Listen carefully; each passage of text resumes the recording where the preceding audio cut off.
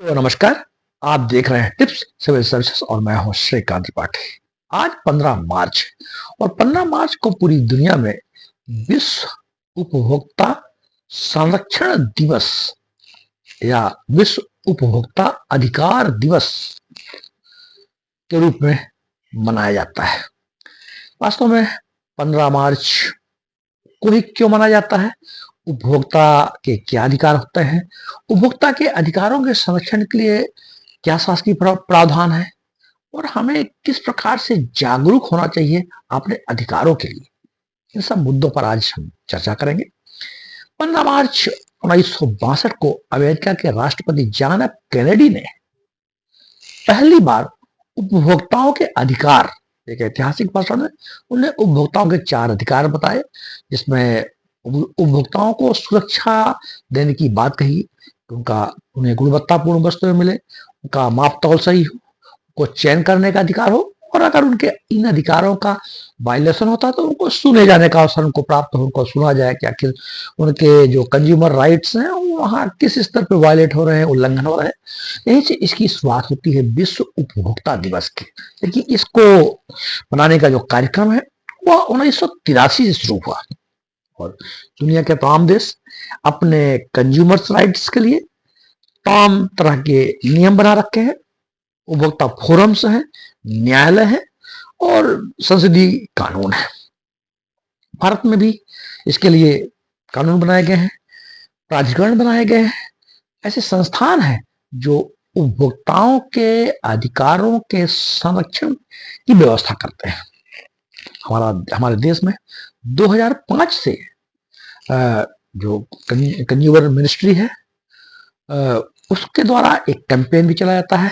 जागो ग्राहक जागो, क्योंकि जागरूकता ही हमारे उपभोक्ताओं के अधिकारों के संरक्षण की सबसे महत्वपूर्ण व्यवस्था है। इसलिए एक कैंपेन चला जाता है कि ताकि ग्राहक अपने अधिकारों को जान सके और जो भी वस्तुएं खरीदते हैं, बाजार से क्रय करते हैं, और उसका पेमेंट करते हैं, पेड करते हैं, तो यह मालूम होना चाहिए, जानकारी होना चाहिए कि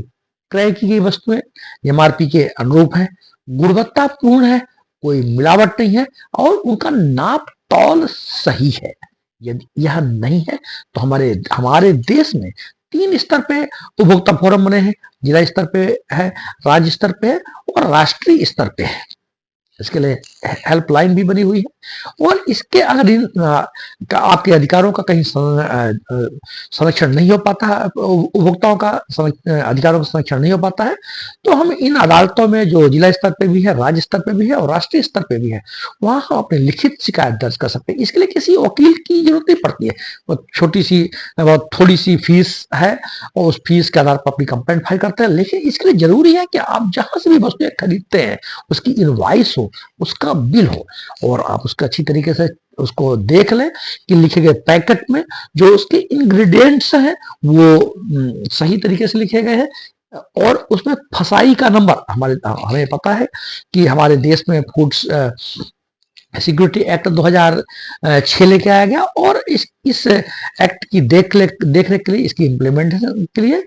एक प्राधिकरण 2013 में बना दिया गया, food security standard authority of India. इसके द्वारा जितने भी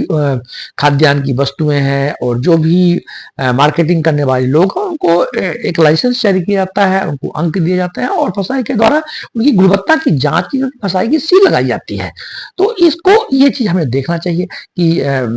वस्तु में किसी प्रकार की मिलावट ना हो और यदि ऐसी चीजें ना पाई जाएं, चीजें एक्सपायर्ड हो, मैन्युफैक्चरिंग डेट ना हो, आईएसआई मार्क ना हो, हाल मार्क यदि गोल्ड के लिए होता है, आईएसआई मार्क होता है, एग मार्क होता है, फसाई का मार्क होता है, तो ये सब उपभोक्ताओं के अधिकारों के लिए ही है।